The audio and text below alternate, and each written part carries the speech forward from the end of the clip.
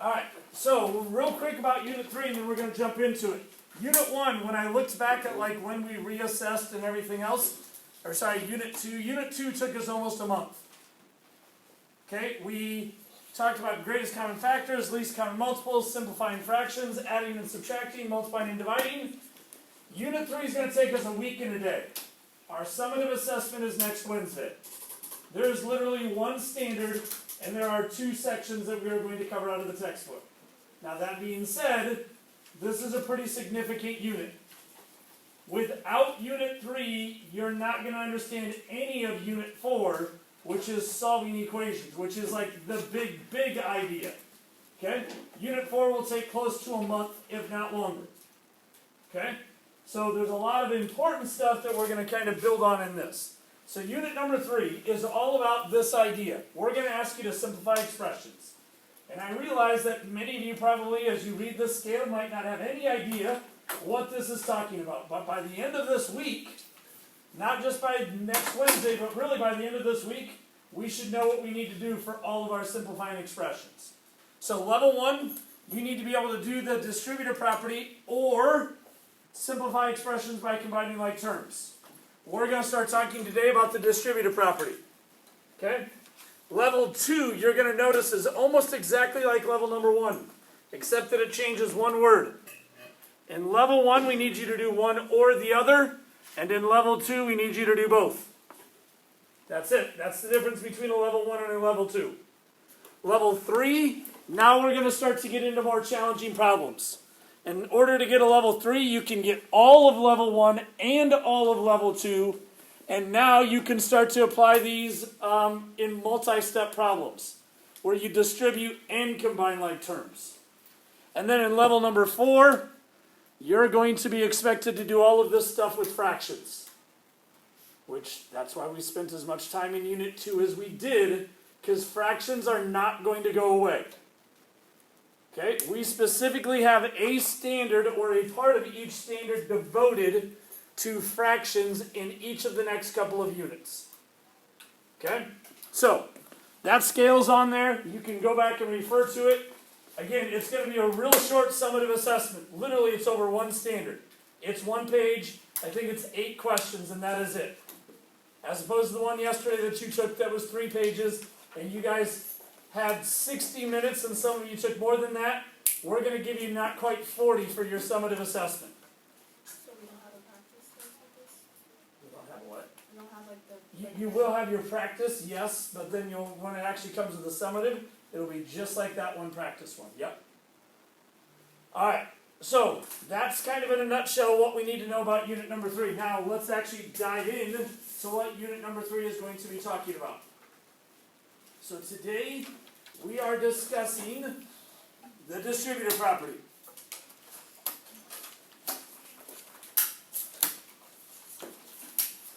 So I'm going to begin with both of our definitions because I feel like these kind of both go hand in hand with one another. And then we're going to take a look at I think we've got 10 examples today. Alright, they're not going to be super time consuming, but they do need to be discussed in great detail so that way when we leave here, we understand what the distributive property is. Okay? So first of all, we're going to define what are equivalent numerical expressions. Today we're going to talk about equivalent numerical and equivalent algebraic expressions. 2 different things that tie a lot together with one another. Okay? So equivalent numerical expressions. These are numerical expressions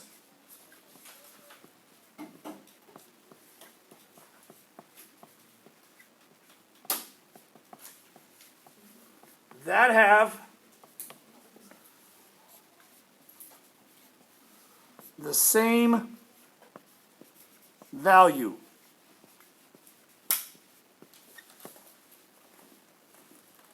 Numerical expressions that have the same value. You might say, I still don't know what you mean here. I'm going to give an example of this when we get done. Alright, here's my example. 2 times 10, everybody knows what is 2 times 10? 20 is equal to 4 times 5. Because 4 times 5 is also 20. So it's two different numerical expressions. They have numbers and operations, but at the end of the day, they are equivalent to one another. Okay? This is more to me a mental math strategy that we're going to talk about when it comes up using the distributive property. Because here's what I'm going to tell you. Example number 1 at the bottom, we're going to do these without calculators. So everybody who's just going to type that in, that's not what we're looking for. We're going to talk about how you can use the distributive property to create numerical expressions or equivalent numerical expressions. Alright, now while we're at it, let's go ahead and define the second one. Equivalent variable expressions. These are variable expressions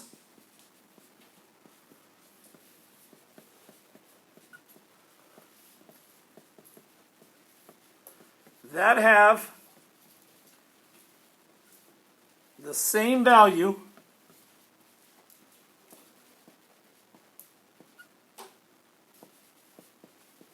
for all values of the variables.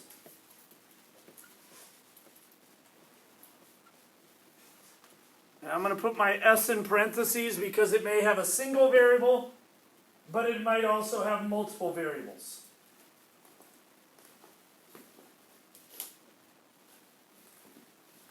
Now, I'm going to give you an example of this one, but I'll be honest, I don't expect you to all know it yet because the two examples that come to my mind are the two examples that we're going to be talking about in this particular unit. Okay? So, here's one example. If I have 4x plus 3x, if you have 4x's and 3x's and you add those two together, how many x's do you have? 7. You have 7 x's. Now notice that that's not going to be an exponent, but I actually have 7 x's that I'm adding together. This is mathematically the same as 5x plus 2x, because 5 plus 2 is 7, I still have 7 x's there. Okay? That is an equivalent variable expression. Here's another one, and again, we'll actually see this in a couple of minutes, but here'd be another example. 5, and then in parentheses, 3x minus 4 is the same as 15x minus 20. Those are equivalent variable expressions. And you might say, where in the world did you get 15x minus 20? I'm going to show you here in just a minute. By the end of today, this is one of the types of problems I'm going to expect you to be able to come up with. An equivalent numerical expression.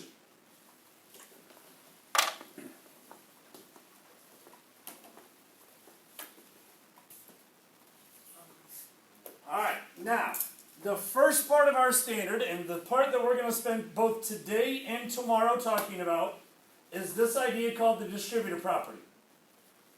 And the distributive property is like, sometimes people are going to say, well, you don't necessarily need to memorize this by name. I'm not going to say you have to memorize this by name, but like, we're going to use this so much.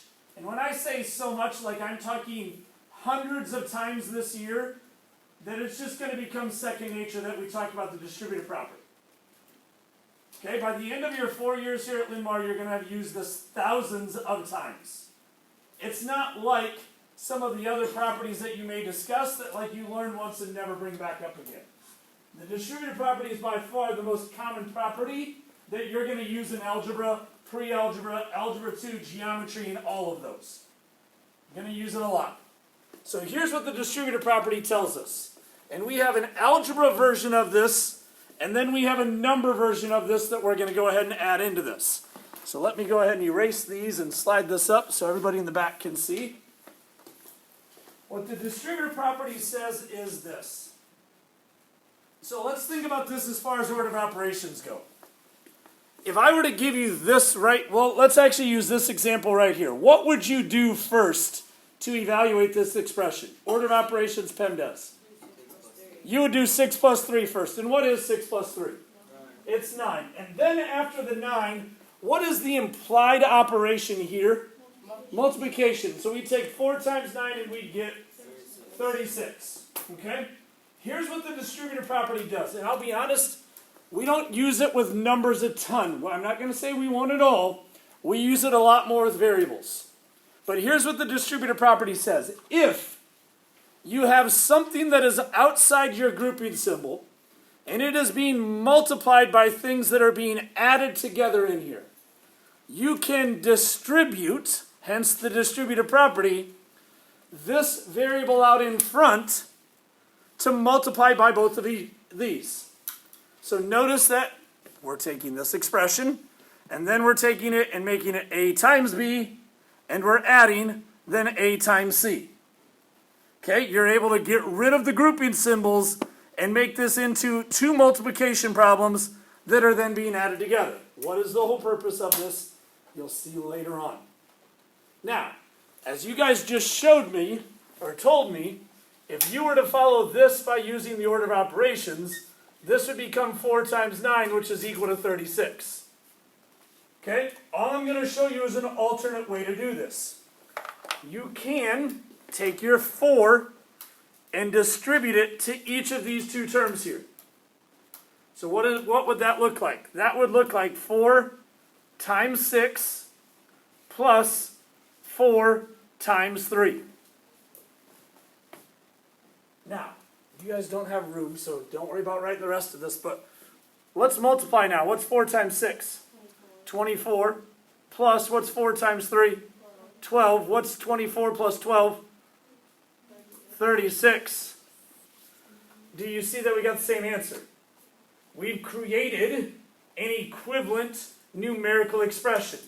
Two things that when I get done give me the same answer. But how I did them was different. Okay? Now, the distributive property they have written up here 4 different ways. Why? Because depending on if you have a plus inside or a minus inside, and depending on where the constant outside is, this can really be viewed as 4 separate problems.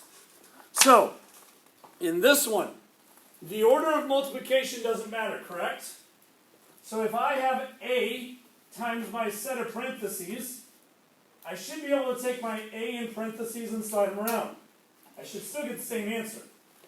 So, this a can still be distributed to both pieces that are inside my grouping symbol here. So notice that now we have b times a plus c times a.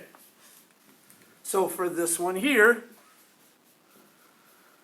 this would now become 6 times 4 plus 3 times 4. And when I get done, I'm going to get the same answer that we did before. We're going to end up getting an answer of 36. Because this is 24, this is 12, and if I add 24 and 12, I still get 36. Gentlemen, hoods down, please, so I know what earbuds are out. Francisco. All right, now, if there's a minus sign inside my grouping symbols, that doesn't impact anything. It stays as a subtraction sign. So, if we took our a and multiplied it by b, then we're subtracting a times c. So over here, that's going to look like this. We're going to take 5 times 7, and we're going to subtract 5 times 2. Those are equivalent numerical expressions. And then if we have the a at the end, this is still distributed. We'd have b times a minus c times a. So that is going to be 7 times 5 minus 2 times 5. Because the order of multiplication doesn't matter, what I have written there is the same as what I have written above. Alright. Now, time to show you what I consider, this is not going to be, example number 1 is not going to be on assessment. I can tell you that right now. But, example number 1, A through D, have a lot of applications for you. How many of you ever have to take an assessment that does not allow you to use a calculator?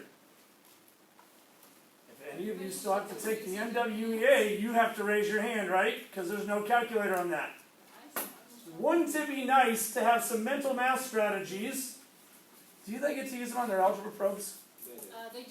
Okay. They do. Wouldn't it be nice to have... So, The what? ice ask, we don't get to use it on part of it. Yes. Wouldn't it be nice to have some mental math strategies to make some multiplication problems easier? Well, that's what we're going to look at. So, sometimes people look at me and go, Mr. Tompkins, how did you do that multiplication so fast in your head? I'm using the distributive property all the time. Okay? If you ask me to take 57 times 3, I'm not taking 57 times 3 in my head. I'm taking 50 times 3 in my head, 7 times 3 in my head, and I'm adding the two of them together and I know it's 171. You might say, that didn't make any sense to me. I'm going to show you exactly what I mean right here. Now, what are some easy numbers to multiply something by? 10, 5, 11's pretty easy, 2's pretty easy, 100 is pretty easy, right? So here's my strategy that I'd tell you. When I ask you to take 5 times 103, I already saw walks around, some of you did the whole lattice method and whatever else that I've seen people use. Here's what I'm going to tell you I would do. I'm not going to think of it as 103.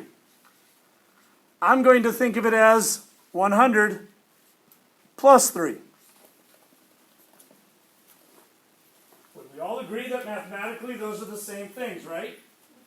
And if I followed the order of operations that we did in unit number 1, you'd add these together first to get 103, and then you'd multiply by 5, which is the exact same problem I'm asking you to do, correct? Okay, but here's where I could use my mental math strategy. We're going to distribute this out. And we're going to take 5 times 100, and we're going to add 5 times 3. Well, what is 5 times 100? 500. What's 5 times 3? 15. What's 500 plus 15? 515. There's your answer.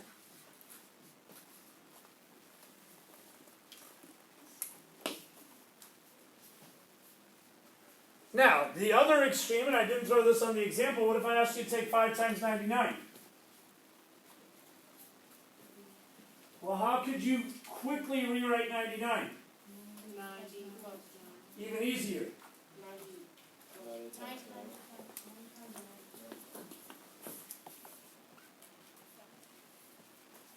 This is 495.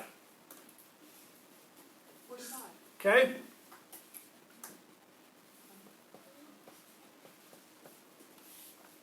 Isn't 99 just 100 minus 1? So now if I distribute this, this becomes 5 times 100 minus 5 times 1. What's 5 times 100? 500. What's 5 minus or 5 times 1? 495. This would be a good trick you guys can do at dinner. It's not really a trick. This is a skill. A quick and easy way to do a mental math computational problem. Again, you give me a number like a 2-digit times a 1-digit, that's what I'm doing in my head. Again, back to the example I used, 57 times 3. In my mind is 50 times 3. What's 50 times 3? 150. What's 7 times 3? 21, and 150 plus 21 is 171. There's my final answer. This works literally with any set of numbers that you want to use. Now, a really good at, well, before I get to C, let's take a look at B. So, not too many of us like to multiply by 19. But multiplying by 20 is not very hard, is it? Somebody tell me how you would mentally multiply by 20. Who's got a mental math strategy on how they multiply by 20? Multiply, if it's 4 times 20, do 4 times 10, and then do 4 times 2. Okay, that's one way. He multiplies by 10 and then multiplies by 2. That's the way I use it. Quentin, say it louder. What'd you say? Multiply by 2 and add a 0. Why do we add a 0? Because that's the same as multiplying by 10. So if I want to multiply something by 20, I'm going to double it and add a 0. That's the same as multiplying by 20. So 4 times 19. In my mind, this is the same as 4 times 20 minus 1. So if we distributed, we'd have 4 times 20, and we'd subtract 4 times 1. Well, what's 4 times 2? 8, add a 0 to get 80, minus 4 times 1, which is 4. And 80 minus 4 is 76. There's my final answer. Quentin,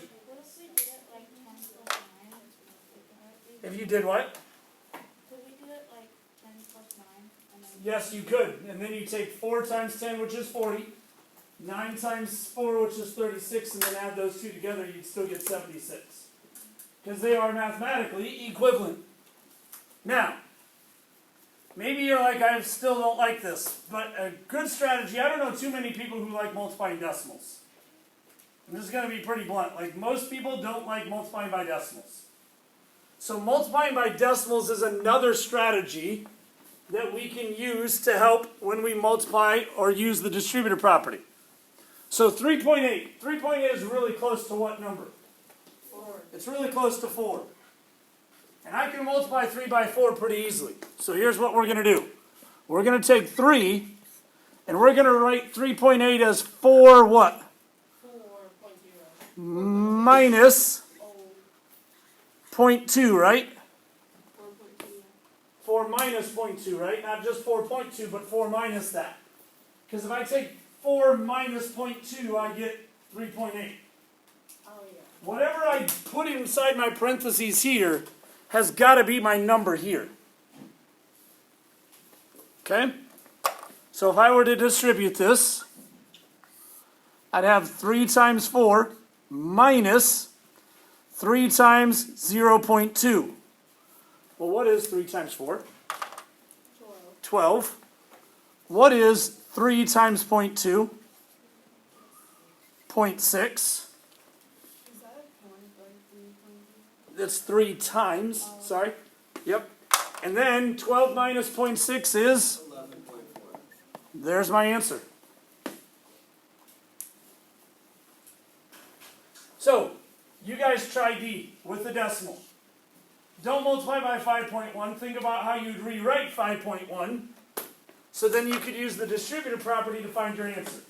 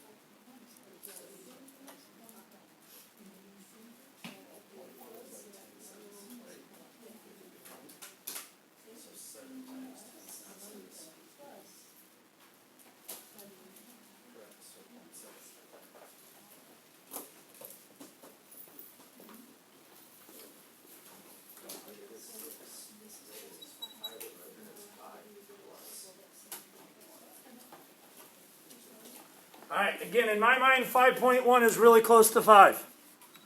So I'm going to rewrite it just like this. Because that's what 5.1 is.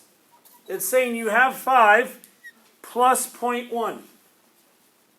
Okay?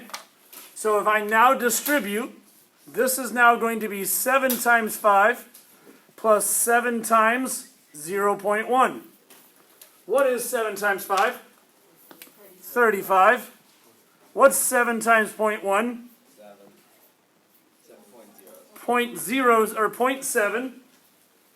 And if I add those two together, my final answer becomes 35.7. Now, here's the thing, like, as I walk around, some of us are doing different methods, like the whole lattice method and blah, blah, blah, which I never learned. Like, it made no sense to me. Here's what most people don't realize. The lattice method is the distributor property with more steps. So, like, I couldn't explain to my son if he was trying to use the lattice method on how to multiply decimals. But when he showed it to me, like, last year, because they learned that in 5th grade, multiplying decimals, he showed it to me and I'm like, good Lord. This has got like 7 extra steps to this problem. So I showed him this and he's like, you mean I can just do this? Yeah, you can. And it's way quicker. And then trying to do all of the boxes and this adds to this and whatever, good Lord, feel like they've taken mental math and they've made it so it's not mental anymore. Here, fill up this half a page of paper with all this computational work and here's your answer. Okay? I'm old school, but like, this to me is still, I have yet to find a more effective method. Okay? Even when I learned to do multiplication, I still remember multiplication in 3rd grade. Mr. Hansen's class. We learned an algorithm on how to do it, and then later on I'm like, oh my God, this is just the distributor property. That's all it is. Over and over and over and over again. And once you learn how to use the distributor property, you realize that's all they're teaching you. Alright, now, that's the nice to know. This is you gotta know. Like, I'm not testing you on computational skills. So, yes, this is great to know, but the fact that you've got a calculator is still going to allow you to do it. Your calculator will do your computational work here, but it's not going to spit out the answer for you. This is where we're asking you to write an equivalent variable expression. So, and I've tried to, I'm still kind of old school. I'm not used to putting the number I distribute at the end. So I apologize that in my notes. You'll see it tomorrow on your worksheet some. But I'm used to putting the number out in front and then my parentheses as my second piece of this. Okay? Unlike in example number 1, you're not going to get a number answer here. At all. Okay? Because you don't know what x is to say that this answer should be 7. Like, that's not okay.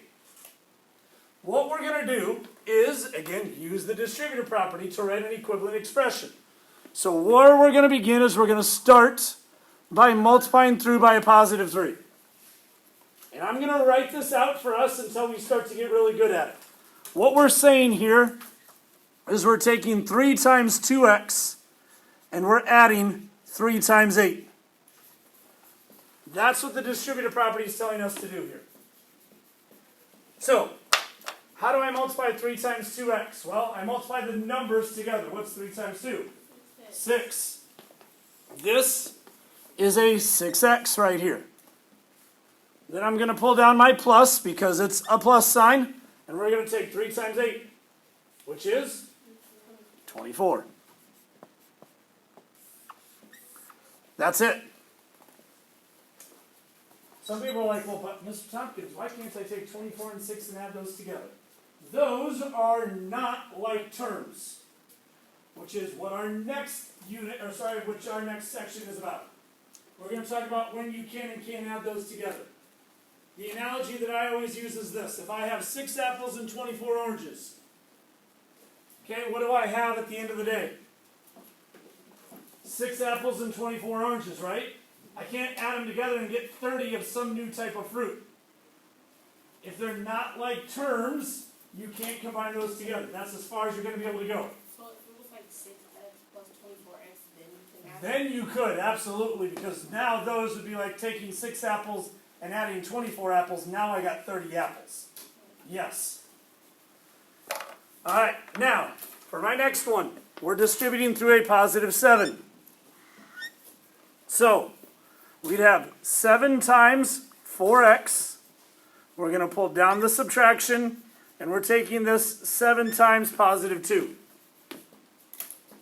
So if we take, first of all, we can multiply these together.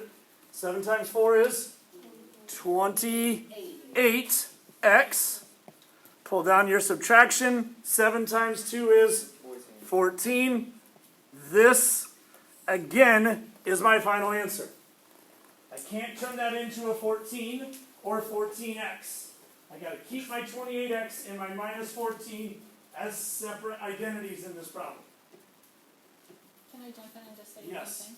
So one thing I really like about writing this step right here is, especially just starting out, a lot of people draw these but only do this first one and then just bring down the second number and forget to multiply the second number by what's out in front. So that's kind of like me coming in the door with, let's just say $220, saying I'm going to distribute $10 to each student, and then coming up here and just putting $220 on King's desk and say, see you later. You guys would be really bummed. He'd be excited, but the rest of you guys would be really bummed because I did not distribute it and give everybody an equal amount, right? So don't forget. And at some point, I'll be okay with you dropping that, but I'll be honest, that is a big thing. Like, there are so many people that will put a final answer of 28x minus 2. Even though they know they're supposed to do it, they'll even show the little loop Yep. on top. They just forget. All right, now, letter C is a little different because I'm distributing through a negative. Now, what happens when you multiply something by a negative number, just in general? Well, you don't always know that. Don't always know that. Sometimes it'll be a negative, sometimes it'll be a positive. Right? Because if it's a negative and a positive, that will become a... And if it's a negative and a negative, that will become a... Okay, so here, in general, what rule could you tell somebody? When you multiply by a negative number, what is going to happen to the sign of the number? What's that? It's going to change. Meaning, if it was positive, it's going to become negative. And if it's negative, it's going to become positive. So anytime that I'm distributing through a negative number, whatever my signs are inside, they should flip-flop. Okay, I'll show what I mean by this. In letter C, when I distribute through a negative 5, we're taking negative 5 times negative 4x, and we're adding negative 5 times 10. What is negative 5 times negative 4? A positive 20. Notice that this sign changed now to be a plus. Positive 20. X plus, now I'm going to put a plus because it was a plus. What is negative 5 times 10? Negative 50. Notice that my positive 10 became a negative. Now, I'm okay if you put this. What I'd like to see, because not too long down the road, this is going to cause us some trouble. I'd like to see it written like this. 20x minus 50. You might say, well, what do you mean by that? Remember, if you have 3 plus negative 7, that's the same as 3 minus 7, isn't it? We talked about that earlier this year. I don't do the plus and minus, because to me it causes issues down the road. I like, if it's a minus, just make it a subtraction sign, that's it.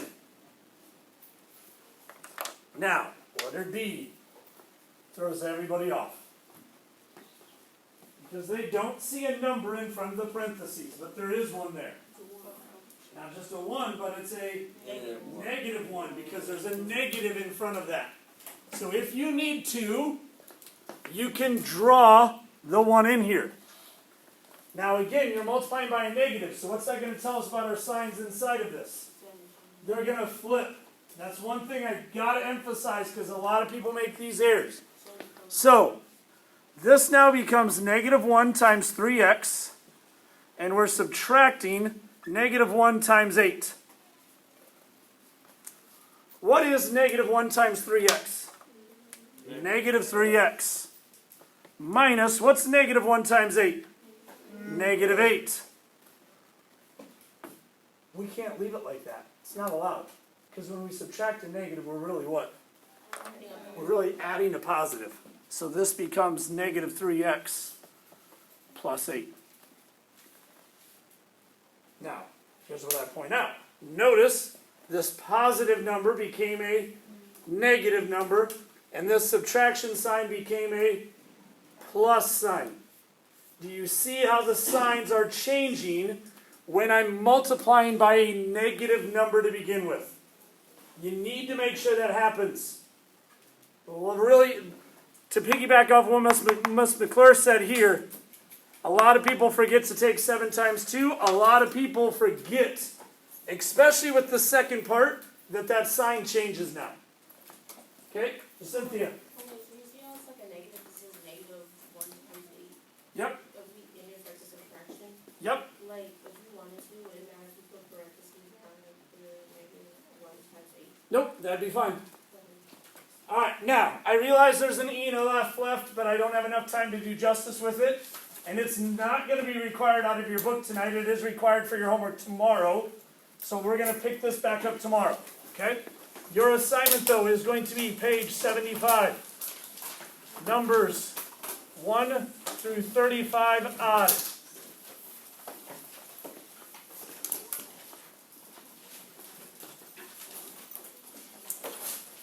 Again, we've done a really good job for the most of